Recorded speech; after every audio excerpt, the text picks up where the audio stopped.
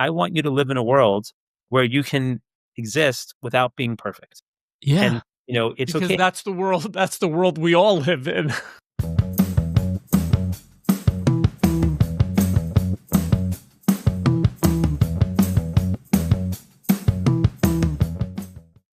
Hello, everyone, and welcome to our Aligning Life and Wealth series, where we're making money mean more by aligning it with aspects of life that matter most. We're interviewing what I like to call our life experts, from health and leisure to education. Their services have a great impact on the lives of many. I'm Michael Conway, President and CEO of Conway Wealth, and today I'm excited to introduce to you Steve Feldman, founder and chief growth officer at Private Prep. Steve, welcome. Great to have you today. Excellent. Happy to be here. Thanks for having me, Michael. Oh, you bet. You bet. Excited about the conversation. So let's just jump right in. Tell us a little bit about Private Prep and what exactly you do. Sure. So Private Prep is an educational services company that I founded in Manhattan, in New York City, about 18 years ago, 19 years ago. We offer tutoring, test prep, college counseling, and executive functioning services to students and families who really want the best for their kids. The majority of our students tend to be in middle school and high school. We work with kids as young as fourth and fifth grade. We have a lot of students that come back to us in college that want additional support. But we really help families navigate the entire college admissions process and help students kind of get the grades they want, get the test scores they want, ultimately find the right fit colleges for what they're looking for. Yeah, that's great. As we have this conversation and as we prepared for this today, I was thinking, man, I wish we had you back in the day when we sent our kids and dealt with what schools to pick, essays, trying to get better scores and all the testing. So we'll talk about all of it. So how did you get here? So tell us, why did you decide to make a career out of education? Give us a little bit of a roadmap of your history. Sure. So I grew up in the DC area in Bethesda, Maryland, middle upper class family. My father was an attorney, and I always thought I'd go into business or finance or law as a career. But my mom was a teacher and a tutor, actually. So she tutored out of our home. Really, most of my experience in middle school and high school was like she was just tutoring on the dining room table, Mm. teaching kids math, uh, for most of my middle school and high school experience. And so it was very normal for me to kind of think of tutoring and helping kids. And there was, I had friends in the neighborhood that did that came to my home for tutoring. And when I was like in 10th grade or 11th grade, my mom started getting calls from more and more students. She would be booked up and she would say, look, my son's, in the advanced track for math at high school, in the high school, he can help your fifth or sixth or seventh grade student with like pre-algebra skills or algebra skills. So I actually started tutoring when I was in 10th grade. I was also coached my younger sister's soccer team. I coached swim lessons and tennis lessons. I always loved working with kids and really enjoyed the experience of coaching, particularly coaching one-on-one, and felt, just feel very fortunate that I've been able to follow my passion. So I went to undergrad in Atlanta, had a great experience at Emory, was still kind of focused on that business finance path. So I Mm. majored in economics. And when I graduated, you'll find this interesting. I got a job in wealth management in New York City. Ah, Um, okay. There you go. so I learned a whole lot about client services and recognizing the importance of, how to help students, how to help families navigate their plans for their wealth. And, people always say, how did you go from wealth management to education? It seems like very different fields. And certainly there's a lot of differences, but there's also a lot of similarities for the families we work with. Um, when I was working, in wealth management, we were catering to high net worth families that really were, emotionally invested in how their investments were doing, the same way that we still work with largely, high net worth families that are emotionally invested in how their kids are doing and preparing Sure. them for success, in school and beyond. Yeah. And so I'm still grateful to this day. I'm still close with the advisors that I work with. In fact, they send all their kids to us for tutoring and test prep and college counseling. They still manage some of my money, so I have a very close relationship with them to this day. And I feel very fortunate that I've been able to learn a lot from them in the professional world and had that experience working in the corporate world for 2 years before leaving that job in 2006 to go off on my own and start Private Prep. Well, basically, my first year or two, I was just kind of hustling around Manhattan, primarily the Upper East Side and the Upper West Side, working with families that needed help in math. And I was very fortunate. A lot of students really liked me and told their friends. Parents liked me and told their friends. And very quickly, I went from just moonlighting as a tutor, when I was working in finance, to tutoring basically every afternoon and evening, and had an overwhelmingly positive experience. I enjoyed it. I loved it. It was a lot of fun. I was 25, 26 years old, um, no wife, no kids. So I had the flexibility of really working a lot and being out and about from 3 p.m. to 10 p.m. most, Sure. Monday through Thursday and a little bit on weekends. Yeah. But I recognized it wasn't necessarily sustainable in terms of building a business. So I saw opportunities to kind of scale it beyond just me teaching math. Okay. All right. So that's great. Go a little deeper about private prep services. Sure. You don't have to go through every single thing, but give us a good overview of what you do for folks. Yeah, the four main buckets I would describe, I mentioned, test prep is probably the largest piece. We do a lot of work advising students and helping students maximize their score on the SAT or ACT, which the test students take to apply to get into the most selective colleges in the country. We also help some students with tests called the IC or SSAT, um, or tax, HSPT. These are all tests that students take to get into independent schools or pro-career schools. So we've had a lot of success helping students really not just improve, we kind of think about it as a three-pronged approach of helping students master the content they need, master the strategy they need, and arguably most importantly, navigate kind of the pressure of taking a high stakes test. We call it performance prep and helping students prepare themselves so that they can perform to the best of their ability when it matters most on test day. So that would be the test prep bucket. That we also help students just with any and all classes of academic support. So that can be, a math class, a science class, a language class, English, really anything that a student might see in middle school, high school, or college. Um, and then we do executive functioning support, which is getting to be more and more demand. I think the impact of COVID and students missing school, particularly students that are now in high school that missed out on those late elementary, middle school Yeah, years. so that a lot is being written about that missing um, that those experiences with other human beings in classrooms and navigating all of that. Sure. So, that's a piece that we're really proud of. We've invested a lot and we have a phenomenal director of our EF services. And we're helping students really get the skills to not only be successful as a student, but hopefully be successful in not just middle school and high school, but into college and beyond as they pursue their careers. Um, and so those three things, test prep, academic support, executive functioning, obviously all kind of roll up into the what so many families are focused on and kids are focused on ultimately, which is where am I going to go to college? And so we have a phenomenal college admissions team. Um, has about 25 people on that team that basically advise students starting as early as eighth or ninth grade in terms of positioning themselves so that they have the best opportunity possible to get into schools that are the right fit for them. And so we really think a lot about helping students find their authentic voice in terms of who they are and what they want to pursue. And doing things in high school that first and foremost they'll enjoy and that will be meaningful and positive for them, but also will have a positive impact when they present it themselves as part of their application for college. So in earlier in high school, it's kind of thinking about what programs to get involved in, extracurricular activities to participate in, helping with class selection, summer activities, internships, jobs, volunteer work, entrepreneurial work, any and all that stuff that will flow through into junior year, helping students consider which schools to go visit, helping to navigate that process and then ultimately be really thoughtful and strategic about where they're applying. Are they applying an early decision? Are they applying an early action? Rolling admissions, all the different ways to navigate the college admissions process.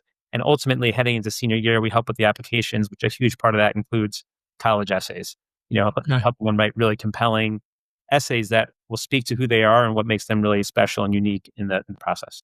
Yeah, finding that voice is interesting. I was actually just watching with my wife last night a cooking show, and the person that got eliminated rather, um, they didn't have a voice. Their food was bland. Everyone else had a specialty, right? And so it's kind of like a student. If we're coming in, so what is the voice and who do they want to be and how do they want to speak to the schools, I guess.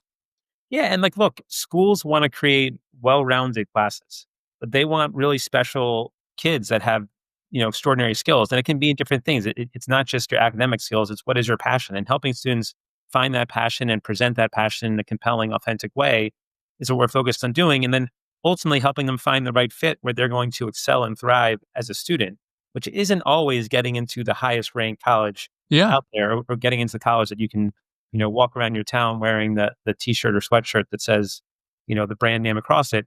That is a big part of it. And we have students get into, every Ivy out there, and all the most compelling, highly selective schools that students are chasing. But we really try to advise our students on not just getting into the best college, but really the best fit for who they are. It's a big deal, and so many kids today go to the wrong school and end up leaving in 6 months because they didn't take the time to pick properly. How do you, personalize this, right? So each one of these kids, I know my 3 kids, completely different. How do you tailor a program to the different personalities, learning styles, and all of it? Yeah, it's a great question. I think one of the ways that we really differentiate our services relative to others in our space is that we have, a role called our directors of client relations. And these are often people that live in the community, that know the schools in the community, have a feel. Often they have their own kids either go through the process or in K through 12 schools currently. So we really know the educational landscape in a lot of the communities we serve. And they also just know the whole landscape of, navigating high school, test prep, college admissions, everything else. So they're kind of there to be an advocate for the parent.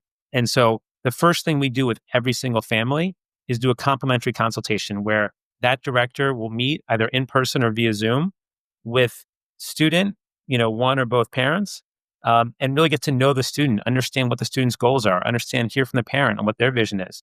But really the focus is primarily on the student and getting to the student and figuring out who is this kid. And so we then have, if they need help in AP biology, we have 15 phenomenal AP biology tutors. And we got to figure out which one's the right fit for that student.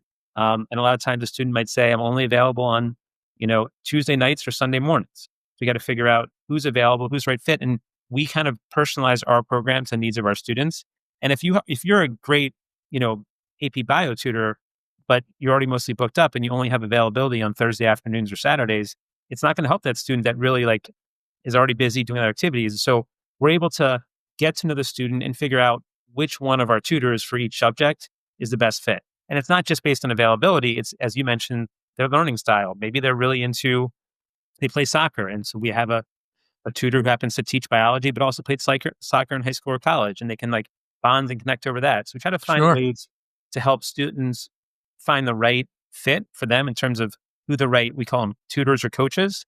And so because those directors really get to know the students and parents, they can then be proactive in navigating, hey, we saw your kids doing much better in biology now, but our tutor mentioned that they're really worried about taking, the SAT next year, the ACT next year.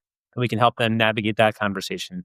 As a parent, we know that many teens don't always communicate that well with their Oh, parents. you're So, kidding. uh, right. So, parents may say to a kid, how was the lesson? The kid says, good, you Yeah, know, one word. right. And so the director is there to kind of be the quarterback of the team and the liaison between student, parent, tutor, get everyone on the same page. Our tutors are really great, but again, many of them are in grad school or they're teachers or they have other full-time jobs. A lot of them are actually full-time. Unlike a lot of companies, we have the majority of our hours are taught by employees that just tutor for us. That's their full-time job. And so they Right. are really invested in what they're doing.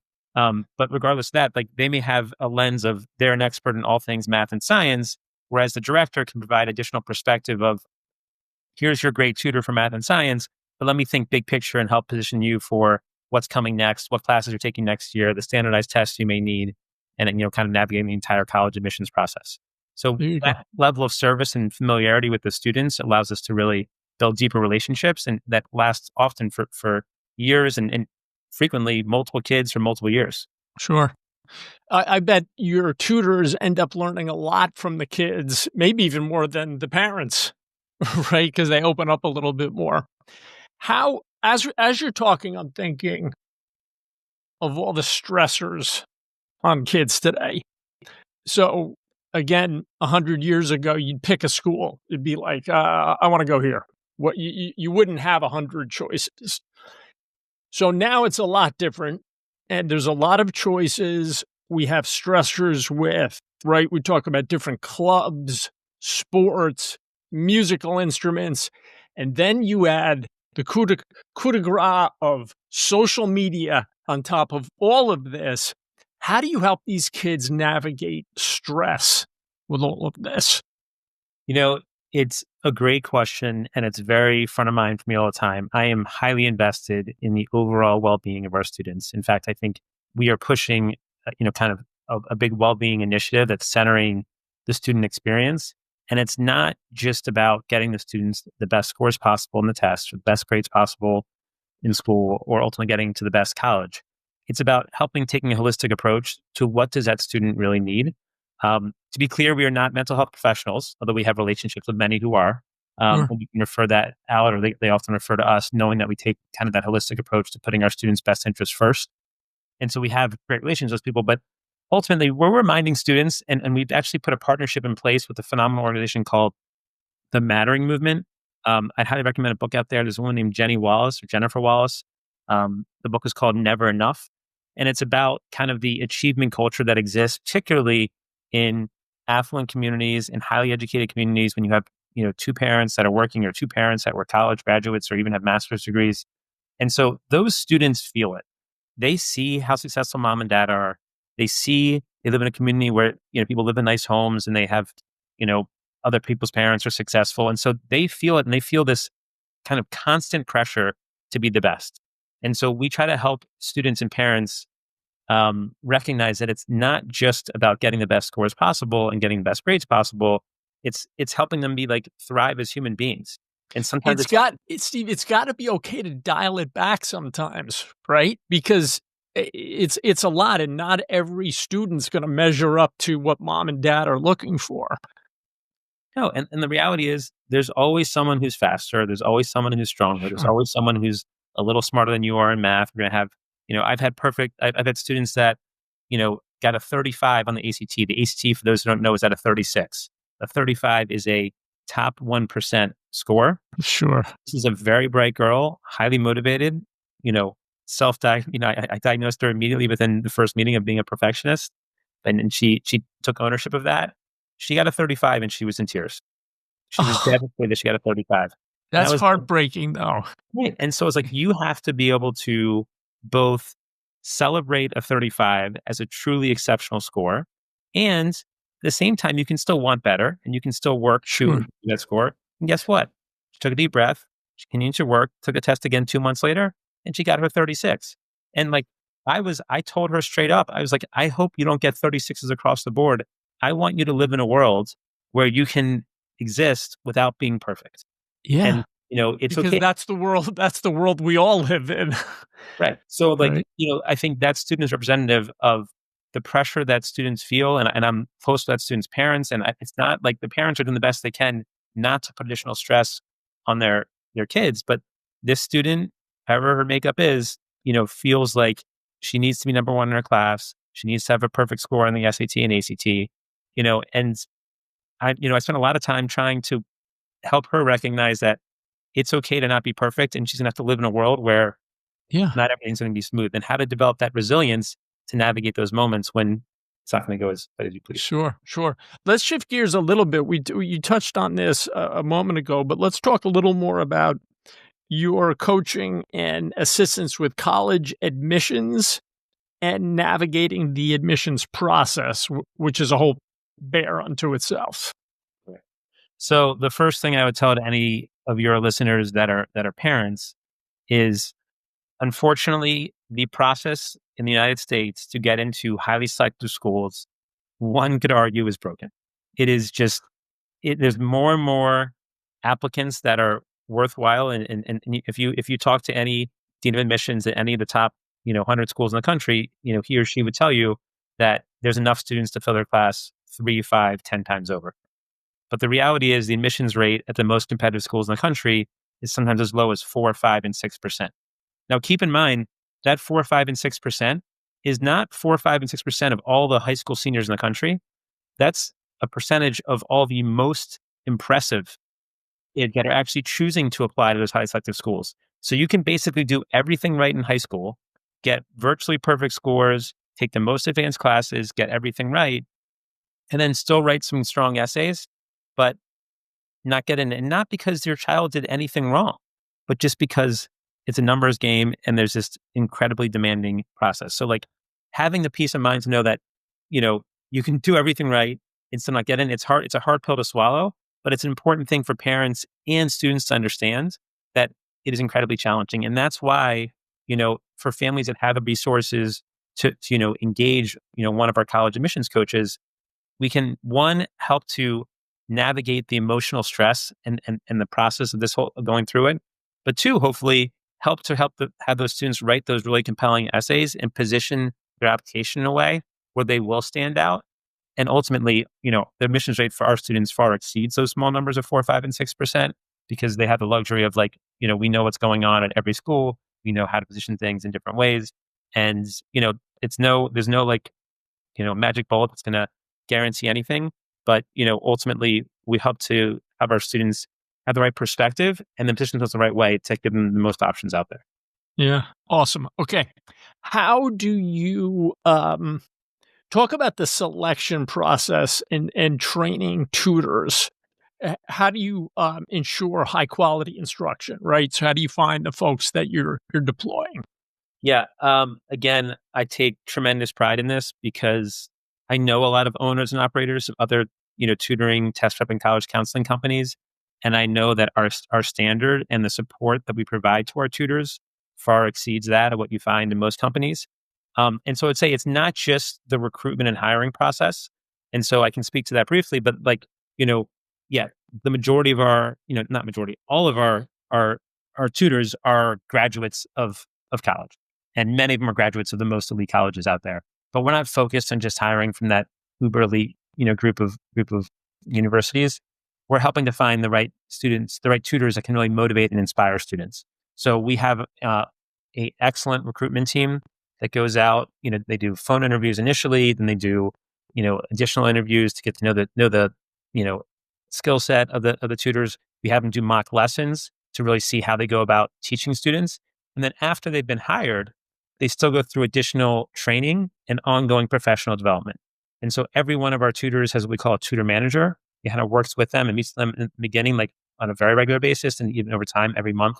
Um, and so tutors basically have someone to reach out to. I mean, it can be a very isolating and lonely business to be a tutor. You're Mm. working, oftentimes those people are in their 20s or 30s, but they're working primarily with, students in their teens and parents that are older. So it's like we create a community especially among our college admissions team as well.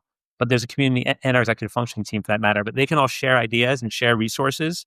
And so we take really, like I said, tremendous pride in the quality of our tutors. And like, I'm always thrilled. I lead some professional development for our team. And every time I sit down and meet some new tutors, I'm always in awe of how great of a job our recruitment team does and hiring team does because they have the right, skill set. But more than that, they have the right mindset and perspective of really helping students, you know, really excel, not just academically, but holistically.